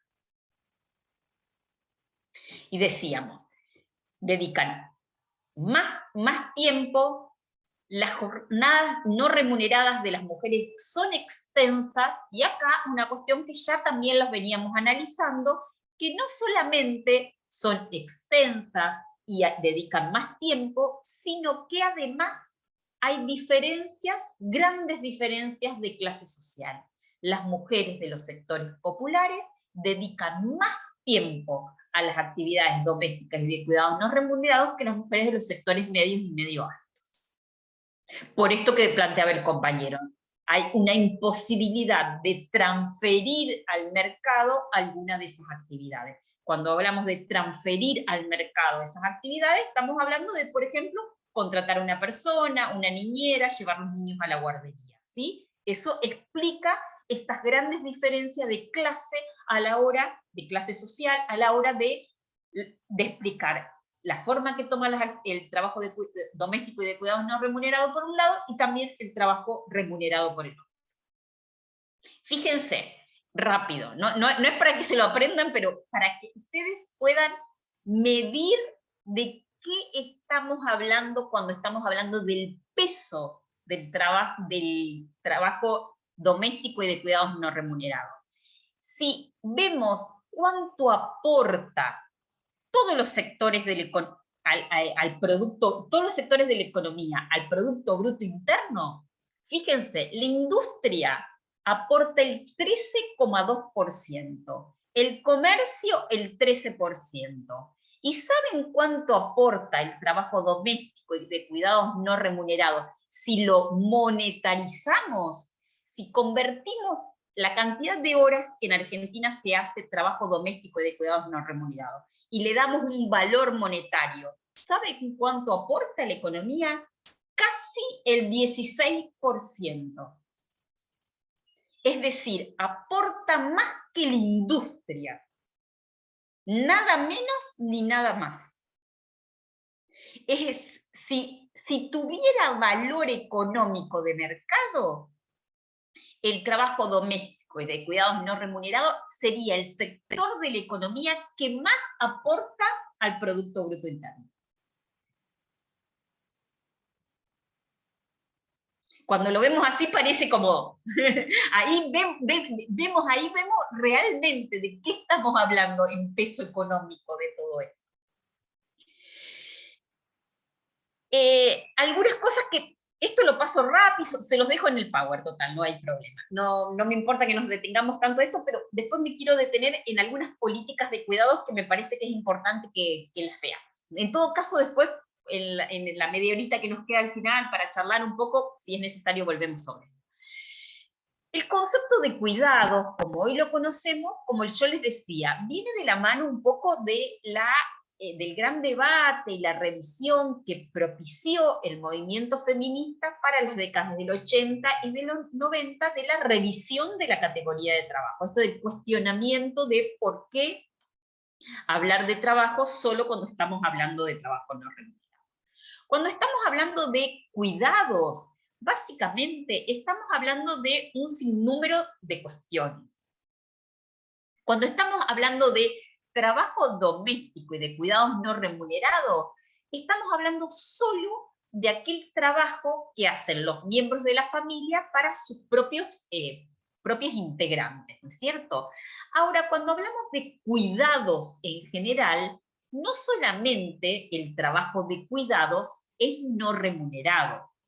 Podemos decir que estamos hablando fundamentalmente de distintos tipos de actividades, algunas de las cuales también se desarrollan en el ámbito de la economía y del mercado de trabajo, ¿sí? Por ejemplo, se hacen toda una serie de actividades de cuidado de manera remunerada, ¿sí? Entonces, cuando hablamos de trabajo doméstico y de cuidados no remunerados, nos estamos refiriendo al trabajo que se da al interior de un hogar, para los miembros de ese hogar, ¿no es cierto?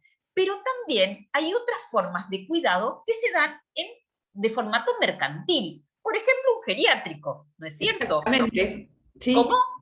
Sí, exactamente, en las casas de tercera edad, que ahora ya se está abandonando un poquito la denominación de geriátrico. Exacto. Es un ámbito en el cual se está desarrollando y no está regulado y es para desarrollar. Y hay mucha gente que se dedica a eso. Exactamente, exactamente. Y yo me encantó lo que dijo la compañera, y más que mucha gente, ¿qué podríamos reforzar ahí?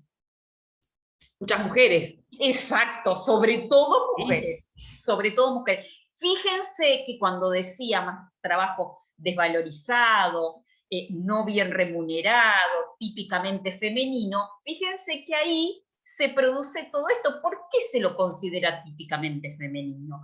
Porque en realidad lo que supone básicamente es una especie de traslación de aquellas actividades que las mujeres hacen en el hogar al mundo del mercado, al mercado de trabajo. El hecho de cuidar, de cocinar, de educar, son actividades que se las considera parte de la, entre comillas, naturaleza femenina, y son actividades que se trasladan al mercado. Tampoco es que se trasladan porque sí. Las mujeres, al ser socializadas haciendo esa tarea, se desempeñan en el mercado también de esa manera, ¿sí? André, salía en el chat el debate de la capacidad de cuidar de mujeres, varones, donde un poco también ponían el ejemplo de que chiquitas no encajan, enchufan el muñeco. Yo digo siempre, bueno, a veces cuando decimos todos podemos hacer igual las cosas de la misma manera, yo digo, bueno, sí, pero verdaderamente de chicos y de chicas nos socializaron aprendiendo a hacer cosas que a los varones no. Ojo, no es que estoy diciendo que no podemos hacer todo lo mismo, sí, pero digo, verdaderamente fuimos socializados. Fíjense cuando un varón agarra por primera vez a un niño, un poco más lo tira al piso. No es porque en su gen no está, sino porque nosotras de niñas aprendimos a cargar mujeres, bebotes, y los varones no. Entonces, de la misma manera como los varones aprenden. A mí me ponen un martillo y yo me lo doy en el dedo, me ponen un martillo en la mano y me lo doy en el dedo, porque nunca jugué con esas cosas. Pero digo, es eso que socialmente se lo considera, saben unos mejor hacer cosas que otros, no es porque vinimos con un chip genético de saber hacer cosas, es porque socialmente fuimos socializados en eso. Hoy, ustedes tienen la misma edad que yo, así que se acuerdan que en el jardín teníamos el rinconcito celeste y el rinconcito rosa. Los varones iban a aprender carpintería. Yo siempre digo, ay, ¿por qué no me habrán mandado al rinconcito celeste? Hoy sabría cambiar el cuerito de la canilla, y no lo sé, pero cambiar y tengo que pagar a alguien que me lo venga a cambiar el cuerito de la canilla. Pero es porque fuimos socializados también. No es porque vino nuestro chip así, no es que naturalmente sabemos agarrar un niño, es porque nos fueron socializando de esa manera, ¿sí? Entonces, esto que ustedes plantean es central. Y allí aparece una cuestión también que es importante pensar, los cuidados, entonces, que los cuidados no solo se dan en el ámbito de lo privado, sino se dan también en el ámbito de lo público. Cuando hablamos de cuidados en general, hablamos tanto de actividades remuneradas como no remuneradas. Hoy decíamos las casas para adultos mayores, geriátricos, como se lo llame. Lo mismo pasa cuando contratamos a una persona para que cuide de un adulto mayor que vive en nuestra casa, por ejemplo, ¿sí? En América Latina hay una cuestión que es central a tener en cuenta. Muchas veces esas actividades de cuidados, cuando se dan de manera remunerada al interior del hogar, muchas veces se solapan con el servicio doméstico. Muchas veces es la empleada doméstica quien también cuida a nuestro abuelo que vive en casa. En América Latina hay mucha superposición de esas dos, se dan casi como un continuo. Muchas veces las personas que realizan el servicio doméstico de manera remunerada también son personas que realizan actividades de cuidado. Hay casi un solapamiento de este tipo de actividades en América Latina. En Europa no pasa habitualmente lo mismo, donde en general las actividades de cuidado de personas son más profesionalizadas. Y otro elemento que me parece que es importante rescatar es que decíamos esto de la cuestión de cómo se da el trabajo, las condiciones en que se desarrolla, y ahí me interesa rescatar un par de cuestiones. Por un lado, es que cuando estamos hablando de cuidados, estamos hablando de actores, ¿sí? Hay actores, sobre todo hay familias, y decíamos, hay mercado en el caso de que mercantilicemos alguna de esas actividades, ¿no es cierto? Pero no solo hay familias y mercado. Hay Estado y hay tercer sector. ¿Sí? Entonces, cuando nosotros para pensar los cuidados en términos generales, y a eso lo vamos a llamar organización social del cuidado, o algunos autores hablan de diamante de los cuidados. ¿Por qué diamante? Porque tiene 4 vértices, ¿no es cierto? Como el dibujito de los diamantes. 4 vértices. Esos 4 vértices son familia, mercado, Estado y tercer sector. Cada país, cada localidad, cada ciudad tiene un arreglo particular de cuidados. Claro que en América Latina lo que prima es que el agente fundamental de los cuidados es la familia. Quien más cuida en América Latina son los propios miembros de su familia a otro miembro de la familia que necesita ser cuidado, que en general son los niños o los adultos mayores. América Latina es un continente fundamentalmente que familiariza los cuidados, donde hay claramente grandes diferencias en términos de clase social, por todo lo que veníamos diciendo. Los sectores medios y los sectores medios acomodados pueden mercantilizar más de estas actividades, ya sea de los niños o de los adultos mayores. La presencia del Estado es relativamente débil en términos de cuidado en América Latina. Y hay un elemento que es central para pensar sobre todo el cuidado en los sectores populares, la altísima presencia del tercer sector. Nosotros sabemos que en América Latina buena parte de los niños se alimentan en comedores populares, se alimentan en los colegios, se alimentan en el comedorcito de la esquina. buena parte de esa reproducción de la fuerza de trabajo que nosotros hablábamos, que se daba al interior de las familias, en los sectores populares, en nuestro país y en toda América Latina, buena parte de esa reproducción en términos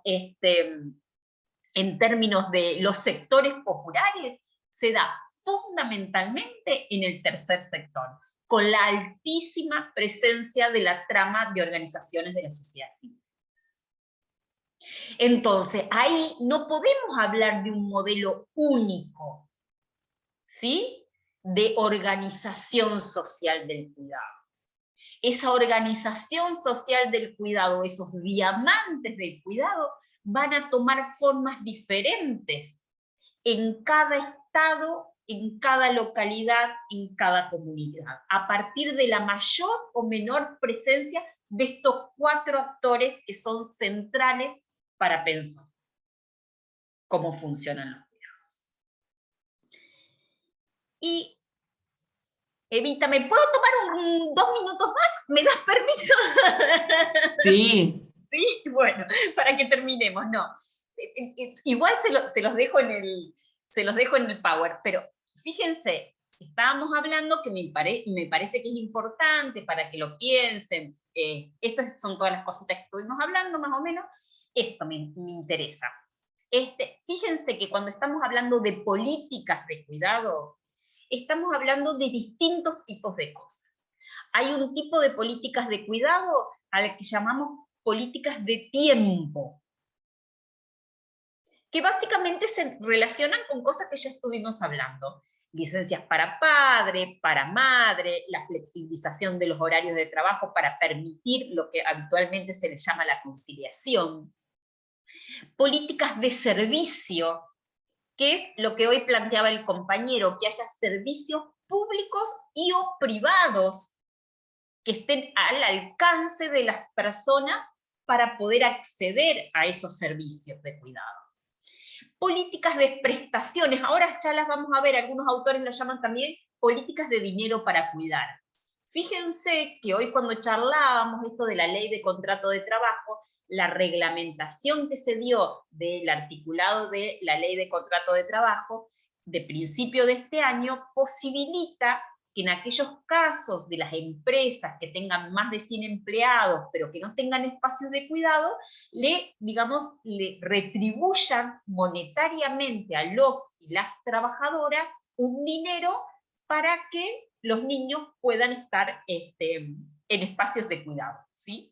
Esa es la última reglamentación. Entonces, fíjense que cuando estamos hablando de políticas de cuidado, no solo estamos hablando de políticas que refieren a la presencia del Estado, también el lugar que las empresas tienen en esto, a través de la instrumentación de todo este tipo de políticas.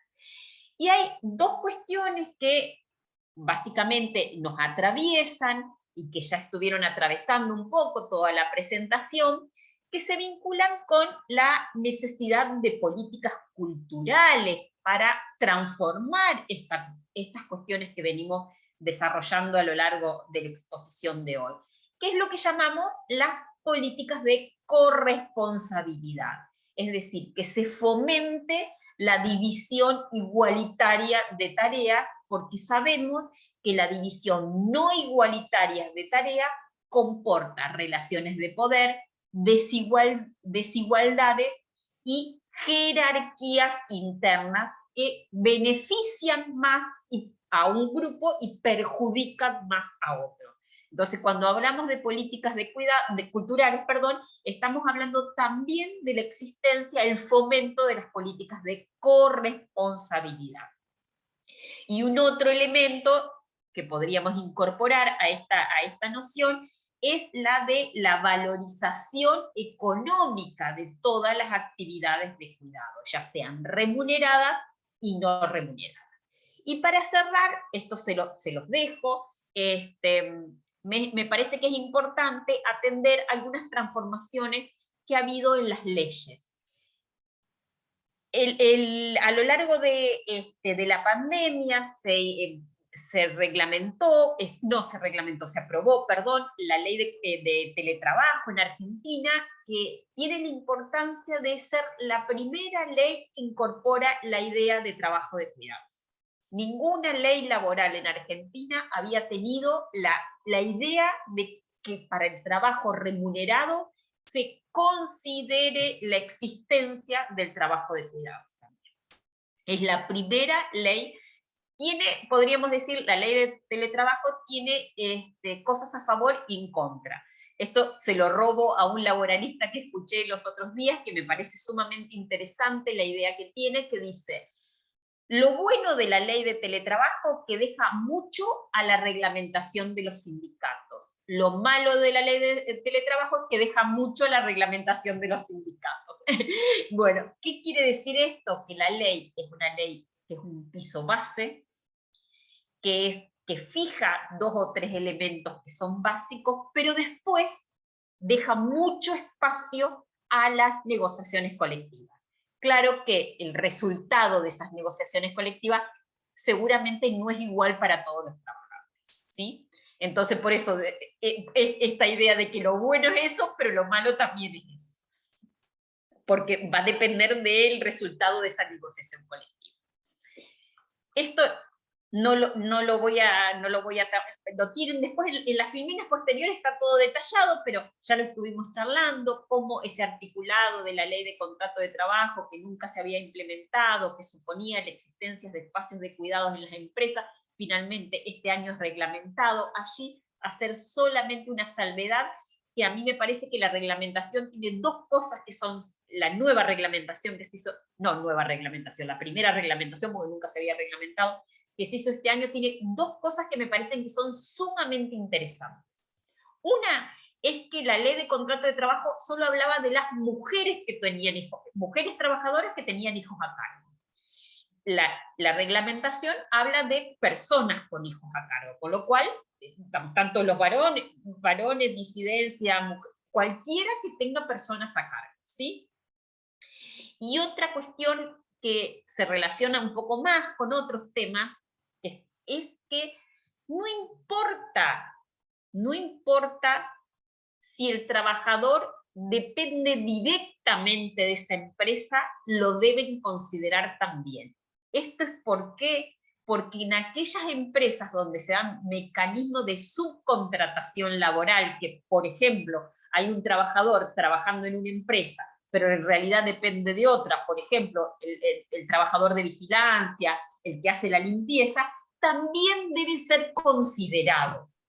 No es porque al no ser empleado de la empresa madre no es considerado, ¿sí? Entonces, ahí me parece que eso es... Sería la tercerización del trabajo. Claro, exactamente, el mecanismo de subcontratación y tercerización, exacto. Entonces, esta ley también, digamos, actúa sobre ese tipo de trabajadores. Y otra cuestión, otro elemento, ya les digo, después se los dejo, en todas las plaquitas que siguen, todo lo que estamos diciendo está súper detallado. Y otra cuestión que me parece que es importante a tener en cuenta son los cambios que hubo en el régimen provisional, que empiezan a considerar a las actividades de cuidado al interior del régimen previsional. Nosotros decíamos, para la jubilación solamente era considerado el trabajo remunerado. Ahora el trabajo de cuidados empieza a ser computado en el régimen previsional. A partir de la cantidad de hijos que una persona tiene, con cómputos distintos, si es un hijo biológico o si es un hijo adoptivo, y además también se considera como cómputo para el régimen provisional la licencia por maternidad, que antes no se consideraba, el periodo de la licencia por maternidad. Eso está todo detallado, se los dejo después para el que le interesa, él o la que le interesa, está todo detallado en esos cambios de la regulación. Pero fíjense, algo que decíamos y que me parece que es súper importante. Todo esto que decíamos, bueno, pero las cosas están cambiando. Fíjense que recién a partir de hace un par de años atrás estamos teniendo cambios en las regulaciones del trabajo que empiezan a contemplar estos debates que ya habían empezado en la década del 70 y del 80. Eso es como central, ¿sí? Y todos los cambios que quedan por hacer, lo que decíamos, recién se está debatiendo hace un par de años atrás y debate, ¿sí? Las licencias de maternidad y paternidad. Esto es como central, pensar que solo hace un par de años de atrás, una primera ley laboral en Argentina consideró al trabajo de cuidados como tal, que fue la ley de teletrabajo. Entonces, fíjense, las normativas laborales están llegando como 40, 50 años después de que se dan los debates, las transformaciones en las leyes laborales.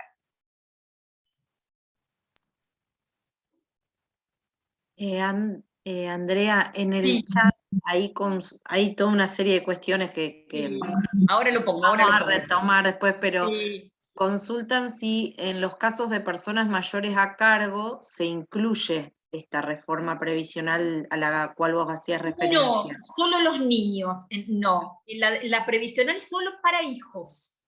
Para hijos. Yo después se los detallé en las placas. No, la reforma previsional solo computa el tiempo de cuidado para los hijos. Hay un cómputo de 1 año por hijo biológico y de 2 años para adoptivos. Y la licencia de maternidad, y el periodo de licencia de maternidad. Eso es lo único. Que la ley de teletrabajo sí. La ley de teletrabajo sí considera, cuando considera el trabajo de cuidados, también lo considera no solo para los hijos o para los niños, sino también para los adultos mayores. Sí, ahí hay diferencia entre las dos leyes. Sí. Bueno, gente, yo dejaría por acá, así charlamos un poco entre todos. Disculpen que corrí, pero siempre me pasa lo mismo. Yo empiezo tranqui y después termino la corrida. Bueno, no sé si alguien quiere hacer un comentario general o preguntar de algún tema en particular que se trabajó en la clase de hoy. Abren el micrófono y pueden Abran hablar. el micrófono, tranqui. No hay problema. Sin miedo. Y disculpen, yo soy así de hablar, y no paro. Y eso, ojo, que voy mirando la hora, pero cuando me quiero acordar ya me pasé.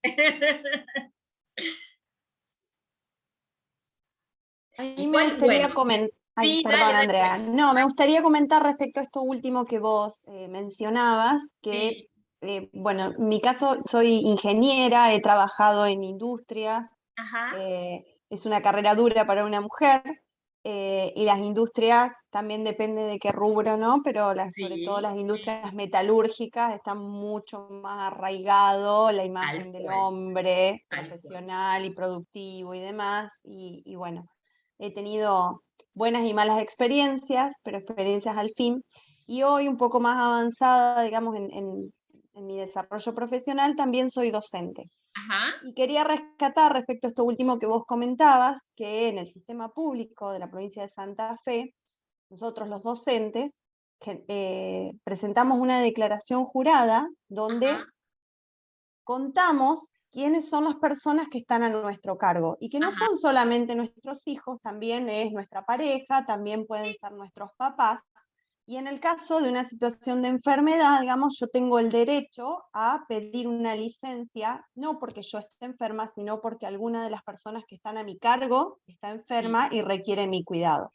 Que me parece que es, digamos, un derecho adquirido buenísimo en comparación, digamos, con otros ámbitos laborales, donde ni siquiera, digamos, uno con un niño chiquito, digamos, cuesta justificar la ausencia, y muchas veces, sobre todo por esto que veníamos comentando, es como que la mujer tiene esa carga, digamos, social de tener el cuidado de los niños, y bueno, y lo difícil que es poder nivelar, digamos, tu desempeño profesional con esa carga, digamos, y esa necesidad también, y la falta de ese amparo, de decir, bueno, no puedo venir, tengo un niño, tengo mi pareja enferma, no digamos, alguien tiene que sostener también toda la situación.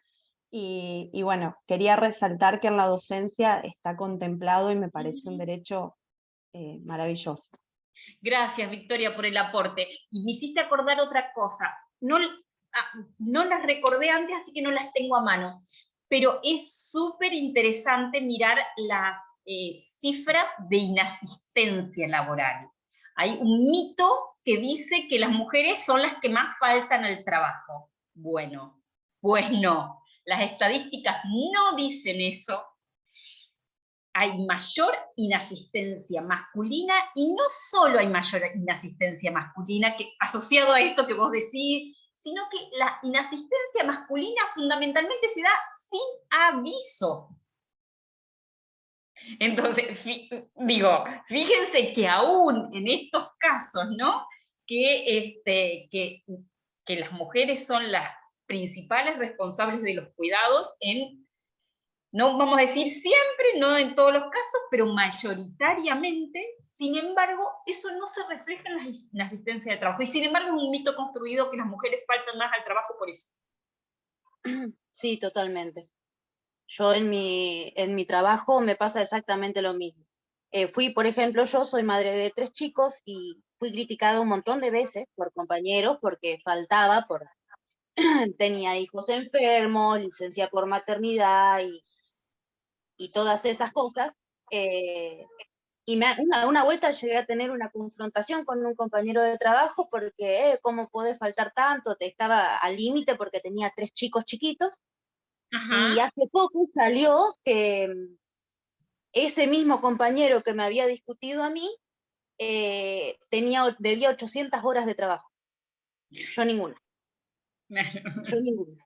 Y sin embargo él tenía 800 horas de trabajo. Así que sí, es una realidad. Nos critican mucho. Sí, eso es claro. Yo, para serle sincera, no se me ocurrió que podía salir este tema, así que no las tengo a mano acá. Pero las estadísticas dicen a grandes rasgos esto que le estoy contando. Sí, tal cual. Ahí Alberto levantó la mano, no sé, Alberto, si querés compartir algo. Hola, sí, lo que quería expresar el tema de la política educativa, que es fundamental generar nuevos paradigmas para la nueva generación, y que se integre en las currículas de estudio desde los más chiquititos. Me pasó hace poco, un par de años atrás, ver a un chico levantar... Ahí está. Hay un micrófono abierto, me parece. Sí, el mío debe ser, yo lo sé. Me pasó hace un par de años ver una cosa que me llevó a repensar a veces unas cosas. Un chico levantando un papel en el subterráneo de Buenos Aires, tirarlo al tacho de la basura. No era su papel, pero ya lo tenía asumido que ese papel no debía estar ahí. Creo que es la forma de educar, ¿no? Ese chiquito está aprendiendo en el jardín que los papeles van en el tachito de basura y no ahí. Con nuestra vida también pasa lo mismo. Si aprendemos de chico que las actividades de la casa se hacen con la compañía de la futura esposa, de la futura compañera, de pareja, es fundamental que después esas cosas se dan por sí solas y no tenemos que estar haciendo un debate como hacemos habitualmente, de que me toca hacer esto, no me toca, estoy en el trabajo, tiene licencia por maternidad. Son cosas básicas de una sociedad que debe cambiar, lo está haciendo. Tener estas posibilidades de estar haciendo una diplomatura de género a través de la provincia, creo que son temas muy importantes para lo que nos espera en el futuro y lo que les espera sobre todo a los más jóvenes. Integrar la sociedad y que la podamos disfrutar tanto en la etapa laboral como la niñez y también la etapa que nos toca vivir en próximo, que es la vejez. O sea, si nos integramos, vivimos parejo y tranquilos, creo que es la forma más saludable. Un tema fundamental que lo he vivido durante toda mi vida es el tema de la educación. vengo de padres emigrantes que han tenido que remarla muy, muy en dulce de leche. Y bueno, el hijo con 56 años está terminando una licenciatura, próximo a ingresar a un máster. Creo que esa es lo que va en el futuro. Llevar a nuestros chicos a enseñarles a estudiar, a seguir adelante y capacitarnos cada día. Estas capacitaciones generan estas aperturas, si no, no. Y que después estas aperturas que cosechamos nosotros, también llevarlos a nuestros ámbitos laboral, de la familia, de todo, porque no vamos a encontrar con el alcornoque que sigue pensando que la mujer en la casa y él en el bar. Entonces esas cosas deben cambiar, o mirando el partido del viernes para solucionar la vida del país.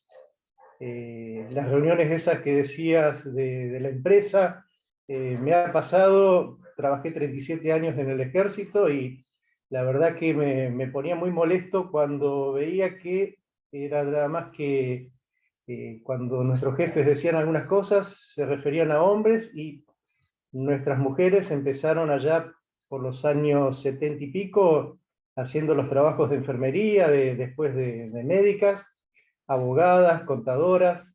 Hoy por hoy está integrada también a nuestros quehaceres diarios de trabajo, y se ha integrado en forma eficiente, y es hermoso verlas cómo han captado esa línea de trabajo, y la verdad que felicitarlas. Es eso. Educación sobre todo. Gracias, Alberto, por la participación. Sí, digo, me parece que ahí aparece esto cuando decíamos el tipo de políticas de cuidado, que entre esas políticas aparezcan claramente las políticas culturales que están pensando en cómo, digamos, producir transformaciones. Claramente las transformaciones no se van a producir si pensamos que todo el cambio va a venir por sí solo. Eso no existe, digamos. Si no pensamos en formación, en capacitación, en el lugar, la centralidad que tienen los departamentos de recursos humanos en las empresas. Digo, hoy sabemos que aún legalmente está prohibido, y sin embargo hay avisos en los diarios que dice se busca señora de limpieza. Y digo, en eso los departamentos de recursos humanos de las empresas tienen lugares que son centrales, porque allí muchas veces se define, digamos, la construcción de los estereotipos definen y además cómo aparecen esto que decíamos, bueno, las mujeres son las que más faltan, las mujeres son más costosas para los varones, para las empresas, todo ese tipo de cosas, ahí es donde juegan. Y entonces ahí es importante hacerse de datos para poder deconstruir esos estereotipos que tenemos, y que sabemos que son eso, básicamente, estereotipos que la mayoría de las veces no están respaldados por los datos. Andrea, hay dos cuestiones. Victoria compartió más arriba en el chat un link de los informes del CIPEC, y por si a alguien le interesa recuperar. Bárbaro. Y después solicitan en el chat la información que vos compartías sobre ausentismo. Bueno, las busco y se las subimos al Drive. Se la subimos al campus. Sí, al campus, perdón. Sí. Yo ya me anoto para pasárselas a Caro y a Eva, así se las subimos. Bueno, ahí comentan en una de las empresas que están participando, en ING Company, que hay una mujer en el torno y hay un varón que hace tareas de limpieza. Así que bueno, después seguramente vamos a ir trabajando, la clase que viene también vamos a ir trabajando en cómo las empresas también incorporan la perspectiva de género. Exacto. Y después el panel, así que todas esas cosas que ahora pueden deducir con la teoría que vamos conociendo y demás, la van a volcar en los trabajitos. Así que bueno, no sé si alguien tiene algo más para aportar, sino ya para cumplir con el horario de todos y todos. Le damos gracias a Andrea por la excelente clase. Así que bueno, y a todos ustedes por haberse sumado nuevamente. Y nos encontramos el jueves que viene en la cuarta clase. Ya estamos llegando a la recta final. Así que bueno, esperemos que estén presentes. Así que hasta el jueves que viene. Y Bueno, acuérdense que ya le vamos a dejar cargado las consignas del trabajo final y vayan completando la formación de equipos. Bueno, yo una vez más agradecer a Eva, a Caro, a la Universidad Rafaela, al Ministerio y a todos ustedes, a todos y todas ustedes por la escucha de hoy. Muchas gracias. Gracias a vos, Andrea. Excelente la clase. Bueno, gracias. Chau, chau. Chau para todos. Buen fin de semana. Chao, hasta luego. Chao, muchas gracias. Gracias, hasta luego. Chao, hasta luego. Hasta luego. Chao. Chau. Chao, hasta luego.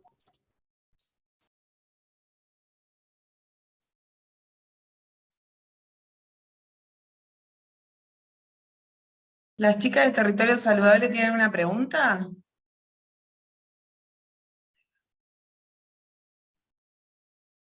Quedó la manito ahí levantada, no sé si